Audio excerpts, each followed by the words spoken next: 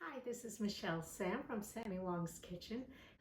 So cutting your stir-fry vegetables, depending on how you cut your meat, will depend on how you cut your vegetables.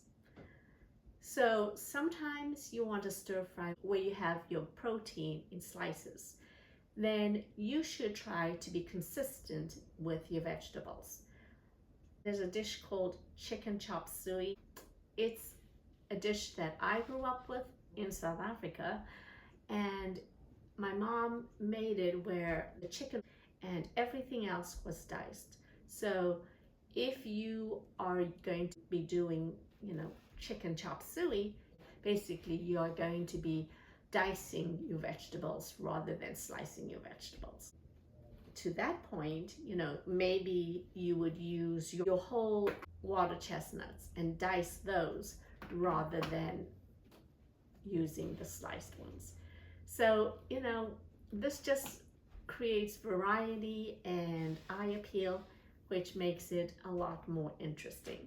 So now I'm going to show you for a few vegetables how to go about slicing them and then also dicing them in the event that you decide to have a chop suey.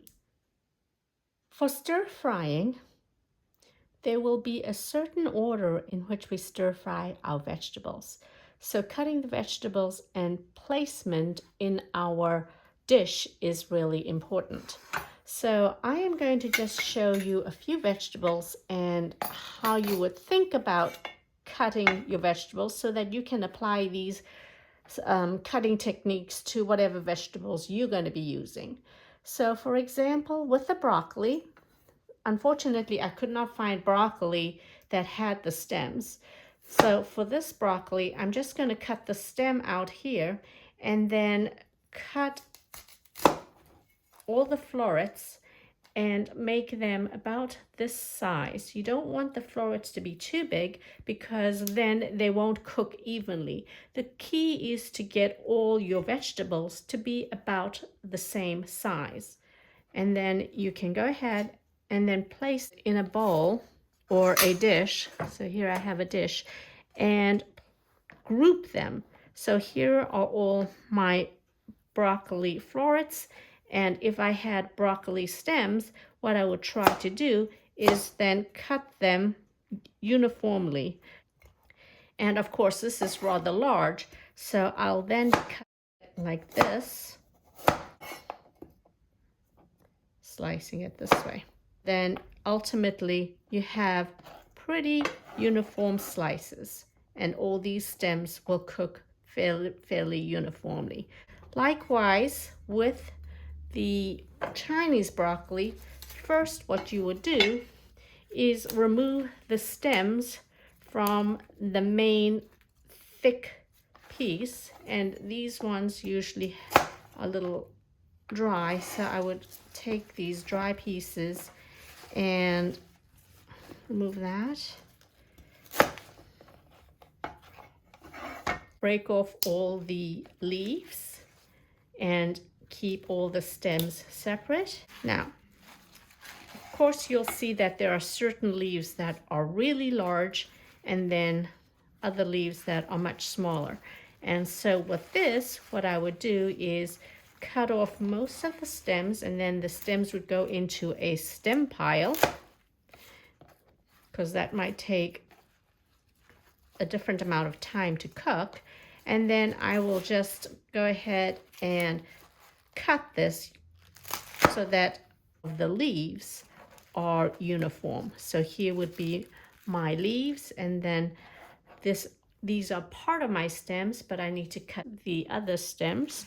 So for these Chinese broccoli or kailan stems, I will just cut them diagonally.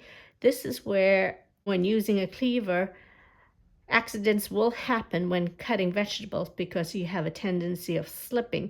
So make sure your fingers are not exposed, but have your knuckles be your guide, and the cleaver is going to be resting on your knuckles, and you can just slice it that way. So you're going to slice it at a diagonal, and this will be your stems that would be part of your stir fry. If you're using asparagus, you can always cut this at a diagonal. First cut off the dry stems, and then I always tend to place it in a diagonal here first, and then cut it like this so that it will all be in a diagonal. So this would be your asparagus. The bok choy, similar to the Chinese broccoli, separate the stems from the leaves, and depending on how large it is, be able to cut the stems into more bite-sized pieces. Zucchini, cut your zucchini at the ends. And what I would do here is cut the zucchini in half first and place it flat side down, and then cut this in a diagonal, and these will be your strips.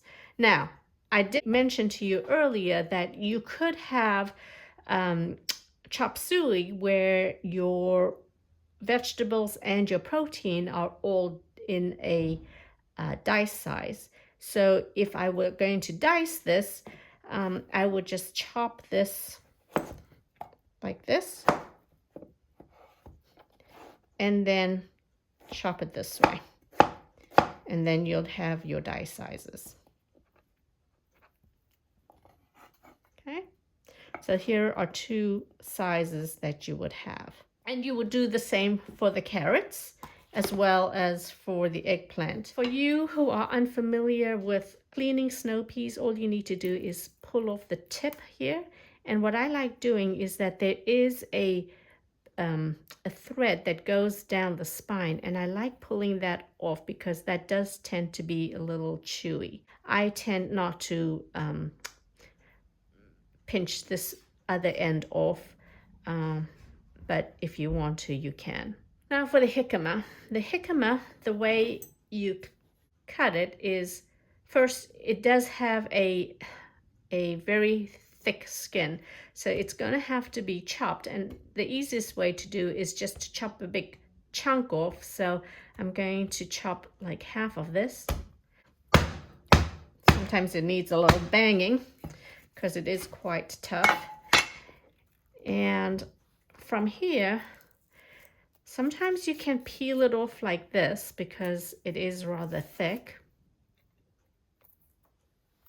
And using your peeler, peel it so that you don't have this fibrous part here. Okay, so let me just go ahead and quickly clean this. So to prevent any knife accidents, always place the flat surface of the vegetable onto the cutting board. I'm going to be slicing it this way. This is for slices. And then I will decide how large I want it.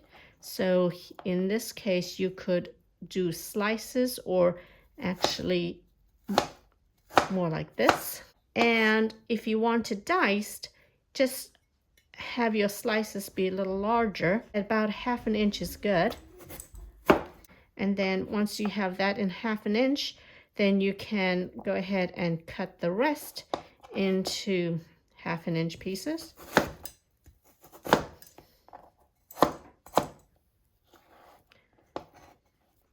And then cut these into dice size pieces. So now you have dice size jicama.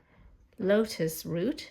So the lotus root, like your jicama, does have an exterior here that needs to be peeled. So use your cleaver to cut off the end. And then take your peeler and peel it.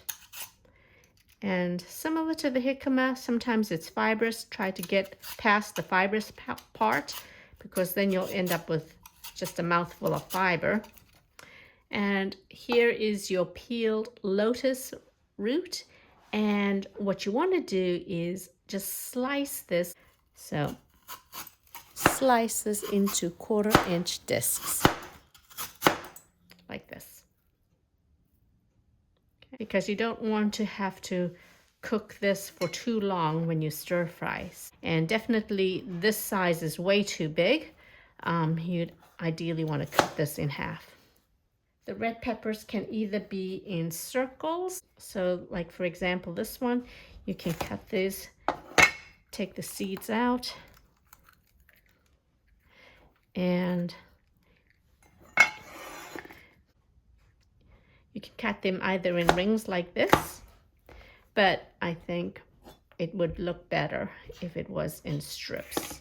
So just cut it down the middle and then cut it into strips. So there are your red peppers. If you have a larger red pepper, what you would do is similar to that. You'd cut it in half, take out the seeds. These would be your strips. And then if you wanted dice-sized pieces, you would cut it half an inch wide, and then cut these again into dices. So you would just go ahead and cut these like that. So you'd either have dice-sized pieces or strips. For the shiitake mushrooms, cut the stem off. Then you can either cut it in strips or in dice-sized pieces, like this. So depending on your application or the kind of stir fry you want, you can have different sizes of shiitake mushrooms. Here I have a dish of the cut vegetables, and you can see that I've arranged it in a way where it's grouped from the ones that will take the longest to cook to the ones that will take the shortest to cook. This is important because when we stir fry, we don't want to overcook the vegetables because we've put it in too early. So I hope this was helpful. Please like this video and subscribe to my YouTube channel.